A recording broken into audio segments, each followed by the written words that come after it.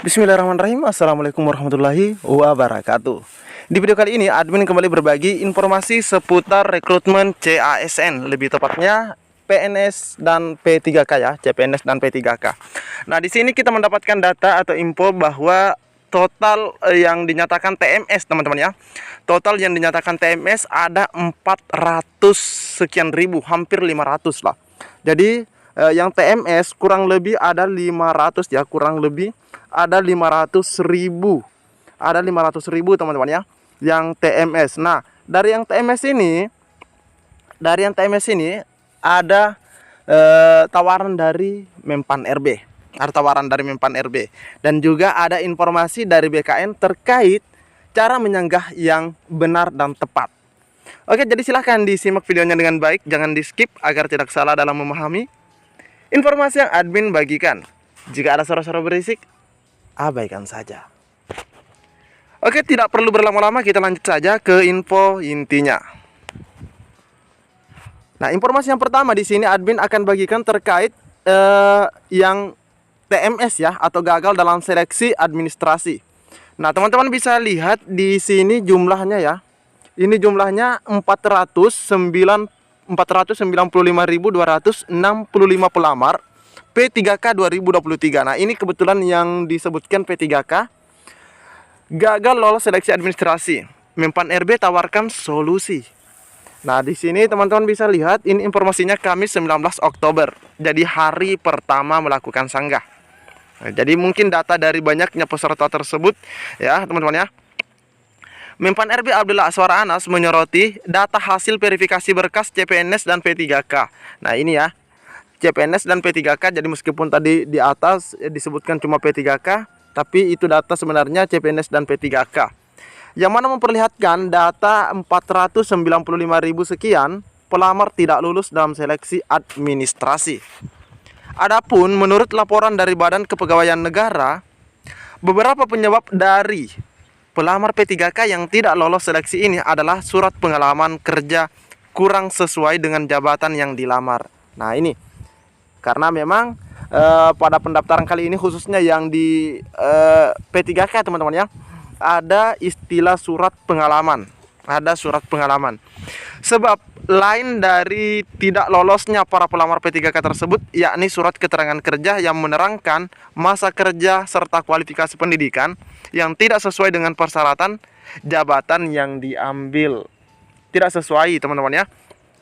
Jadi misalnya dia seorang guru, punya kualifikasi pendidikan sebagai guru, anggaplah guru matematika, tapi mungkin karena tidak ada formasi atau dia merasa formasi yang tersedia itu tidak menguntungkan begitu ya, formasinya sedikit dan potensi peminatnya banyak, sehingga dia misalnya memilih arsiparis ya, karena salah satu yang diminati dalam P3K itu adalah arsiparis. Nah, dia memilih ke sana padahal dia tidak memiliki pengalaman sebagai arsiparis.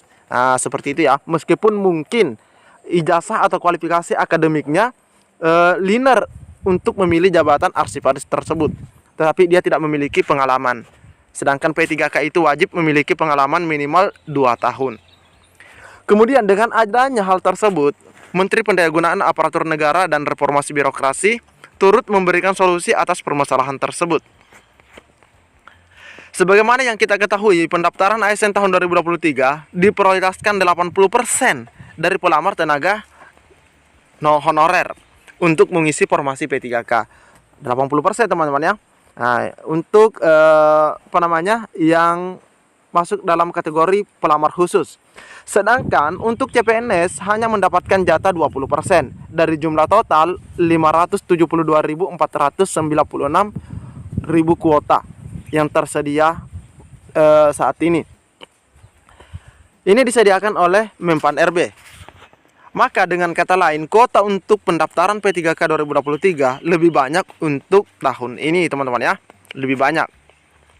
Selanjutnya, berdasarkan hasil pendataan BKN, jumlah para tenaga honorer yang telah masuk dalam database mencakup lebih dari 2,3 juta jiwa seluruh Indonesia. Tentunya angka tersebut tidak sebanding dengan jumlah kuota formasi CPNS dan P3K yang dibuka tahun ini. Honorernya ada 2,3 juta, sedangkan tadi formasinya hanya ada 500.000. Itu pun dibuka juga untuk CPNS. Oleh karena itu, para tenaga honorer yang telah masuk dalam data tersebut sedang berharap untuk memiliki peluang besar diangkat menjadi pegawai aparatur sipil negara. Tak hanya itu, para tenaga honorer yang sudah berusaha namun tidak lolos administrasi P3K 2023 juga turut mengharapkan adanya solusi dari Menpan RB Abdullah Azwar Anas. Jadi teman-teman, itu banyak yang sangat-sangat berharap bisa lolos sekalipun mereka itu TMS ya. Adapun hasil tersebut belum final dari tahapan seleksi berkas pendaftaran P3K 2023. Akan tetapi para pelamar tetap merasa khawatir karena setelah nanti jawab sanggah, mereka nanti akan lihat datanya atau hasilnya, teman-teman ya, melihat datanya atau hasilnya apakah mereka itu sanggahannya diterima atau tidak, teman-teman ya.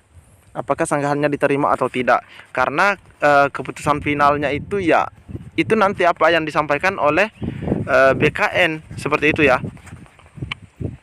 Batas akhir proses verifikasi persyaratan pelamar P3K 2023 berakhir pada tanggal 18 Oktober 2023. Ini kan sudah berakhir ya verifikasi berkasnya.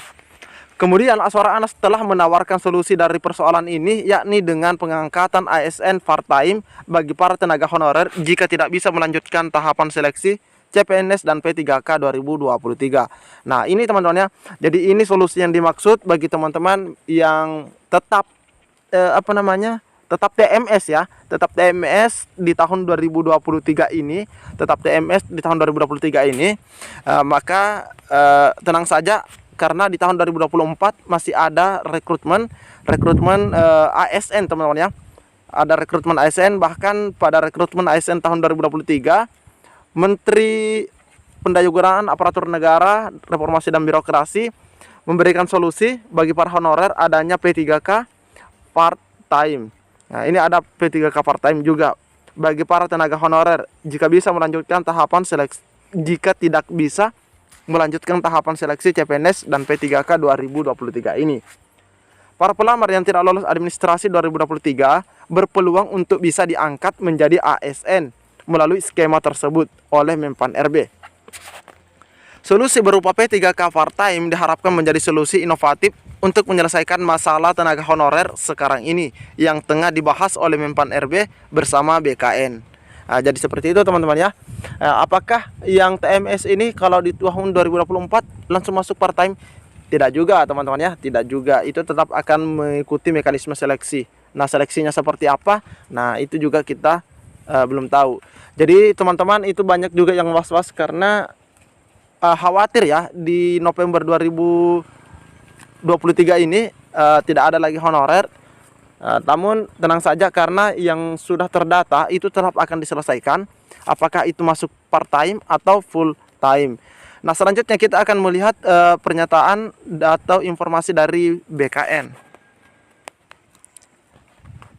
Nah, selanjutnya kita di BKN ya, yang lulus administrasi atau dinyatakan memenuhi syarat selamat.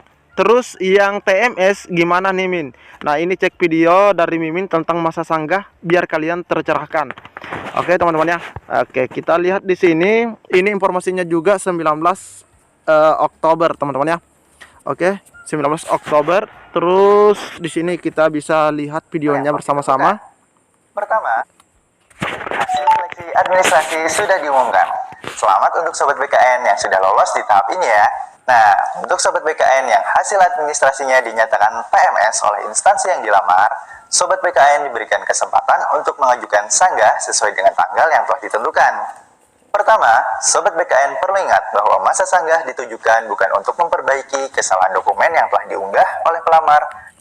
Ingat teman-teman ya, sanggah itu bukan untuk memperbaiki dokumen, karena tidak akan mengubah hasil verifikasi. Jadi, dalam hal kesalahan bukan berasal dari pelamar, sanggahan tersebut dapat diterima oleh panitia seleksi instansi ya. Kedua, alasan sanggah harus mudah dipahami, tidak mengada-ngada, sesuai dengan ketetapan instansi dan regulasi, serta sesuai dengan dokumen yang telah diunggah sebelumnya.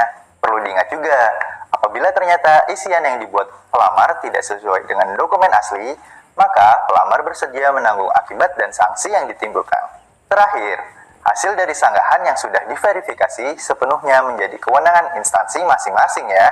Nah, sekarang untuk Sobat BKN yang sudah memenuhi kriteria sanggah, segera ajukan sanggahanmu melalui akun SSCSN. Kemudian scroll halaman paling bawah dan pilih tombol ajukan sanggah. Selanjutnya, apa nih Min? Kalian tinggal tunggu aja hasil sanggahnya, karena panitia seleksi instansi akan mengumumkan ulang hasil seleksi administrasi paling lama 7 hari sejak berakhirnya waktu pengajuan sanggah. Nah, itu teman-teman ya. Jadi itu cara melakukan sanggah, dan jelas sanggah bukan untuk memperbaiki alias untuk misalnya upload ulang. Kesalahan misalnya background fotonya harusnya warna merah tapi diganti dengan warna biru misalnya yang terupload. Nah, itu tidak bisa diperbaiki, dan sanggahan itu bukan kesalahan daripada pelamar tapi kesalahan verifikator. Nah, kalau verifikator yang salah maka sanggahannya akan lolos. Seperti itu teman-teman ya. Jadi mungkin cukup sampai di sini. Assalamualaikum warahmatullahi